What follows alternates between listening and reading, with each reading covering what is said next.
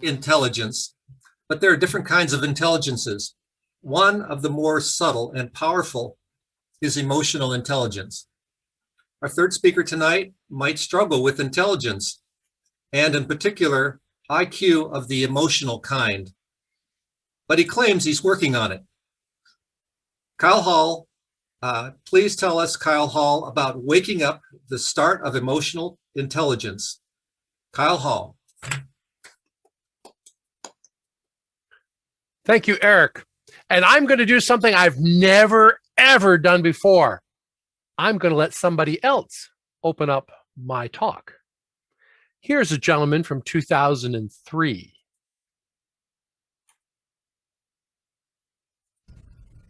On that night, all my plans were in place. Everything was going to be perfect.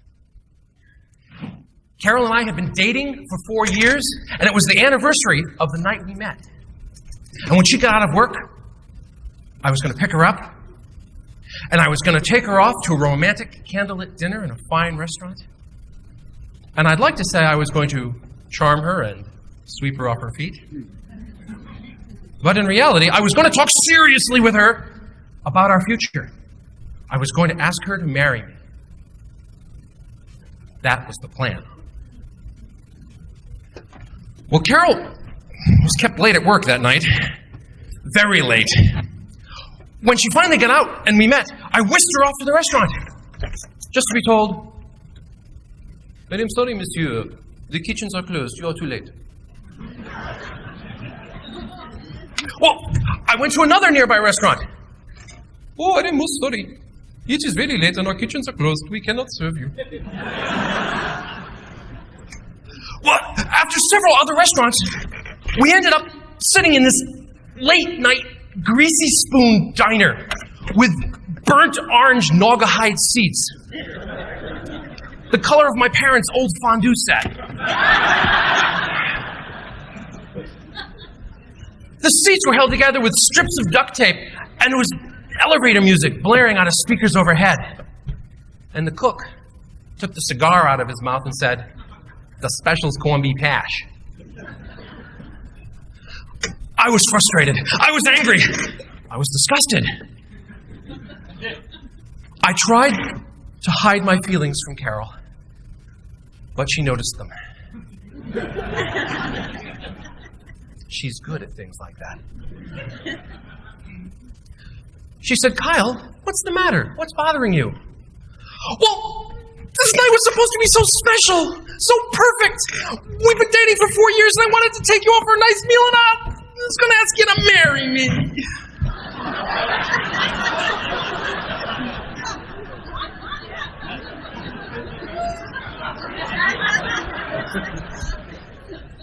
As you might imagine, that's not the way I intended my proposal to come out.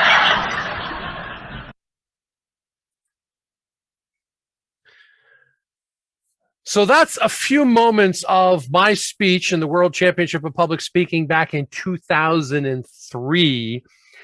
And the most embarrassing aspect of the whole thing is it's true. It's true. I actually admitted to my wife that I was going to ask you to marry me, and I did it in this really whiny voice. And what could ever have made me ask her to marry me in a whiny voice? Well, what caused that to happen was the fact that I was boiling over with anger and frustration and hope, frustrated hope, and I didn't know it. I was unaware of it. I was unaware of my feelings and how they were impacting me. Anthony DeMello, who is a priest and a student teacher of Eastern and Western mysticism, said, "What we are aware of, we can control. What we are not aware of controls us." And so I want to talk just a few minutes about emotional intelligence. Now, according to the book Emotional Intelligence by Daniel Goleman, I have it written here. Emotional intelligence is comprised of two things. It's the to recognize, understand, and manage our own emotions. That's the first part. And the second part is to recognize, understand, and influence the emotions of others. Now, there's a lot of rich material there for Toastmasters, but emotional intelligence starts with waking up. Waking up. It starts with becoming aware of our feelings. And that's all I'm going to talk about tonight is waking up, because that's the beginning. And if you haven't woken up, if we haven't woken up, then we are running around doing things and not knowing why. Now, my first experience. Oh, I want to say this. I'm talking about waking up. I'm not talking about being woke. W-O-K-E. If you look at Merriam-Webster's dictionary for that, that's all about being aware of systemic injustice and being willing to take steps to improve it. I'm not talking about that. I'm talking about being self-aware, especially of our feelings and of our body, as James mentioned.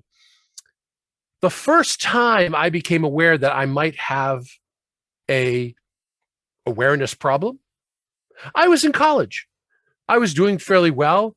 There were some relationship things going on around me, and I noticed that some of my friends were angry about this and angry about that. And I noticed, I'm never angry. I'm never angry. And I thought about it, and it's like, I seem to be the angerless man. And I'd noticed this, and this went on for a few weeks. And then one day I was walking outside of my house, and I tripped and stubbed my toe or something, and I had a screaming fit. I was like, just screaming at the world. And I realized maybe I'm not the angerless man. Maybe I'm just hiding it, hiding it really well, or not noticing it. The proposal happened after that, and that was another instance. Okay, there's clearly something going on here. It wasn't until I moved to the Northwest I ended up getting involved in a 12-step group, and I discovered, I'm stuffing emotions. Anger. I'm not comfortable with it. I'm afraid of anger, so I stuff that. Different people have different weaknesses. One of mine is anger. Another one of mine is boredom. But the 12-step work really helped, and getting into addiction and how that works, that's way outside the boundaries of this particular talk. But I learned a couple of things from the 12-step works that were really helpful. One of it was to not be so afraid of my emotions. For instance, one of the things that my sponsor tried to encourage me to do is that, and when you're feeling angry, pound a pillow. Take a pillow and pound on it. I couldn't do it.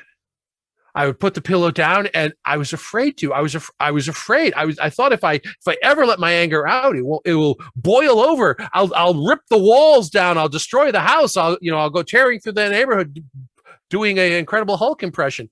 And finally, my wife put a pillow in front of me and said, I'm not, you will hit that pillow and scream at it, and I'm not leaving until you do.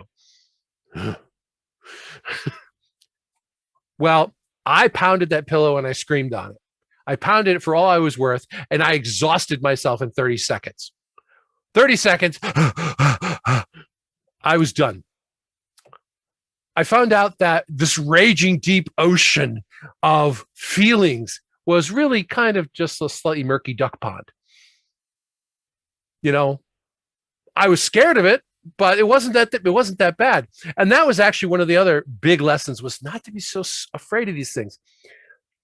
I took a class of meditation, and one of the exercises they have you do is to sit and to watch the bubbles go by. Every thought, you imagine it's in a bubble and you just watch it. And I'm sitting there, and it's like, I'm sitting here. That's a bubble. My butt hurts. That's a bubble. I can't wait till this is over. That's a bubble. You just watch it. And then the bubble came along. I'm bored. And I watched it. But then I realized I wasn't really bored. I wasn't bored. I was afraid I was going to be bored. And when I realized, wait a minute, so I'm not reacting to being bored. I'm reacting to being afraid that I might be bored. What? And half the time, when I'm trying to avoid emotion, when I'm trying to avoid anger, when I'm trying to avoid boredom, when I'm trying to avoid loneliness, half the time, it's not the emotion, it's my fear of the emotion. And what happens is, when you try to avoid it, they become bigger and nastier, and they pound on the back of your subconscious making you do crazy behaviors until you finally pay attention to them. But yet, if you stop, and as James said, if you stop and sit and give them a moment and give them time, it's like turning on the kitchen light. The cockroaches just run away. They can't stand the light of awareness. They can't stand the light of waking up. So, what we are aware of, we can control. What we're not aware of controls us. So we need to wake up and give ourselves a little bit of time, slow down a little bit, take a deep breath, feel our bodies, as Jay mentioned, maybe eat some chocolate, as Robin mentioned, and feel our feelings so that we're in control. Mr. Toastmaster. Game over.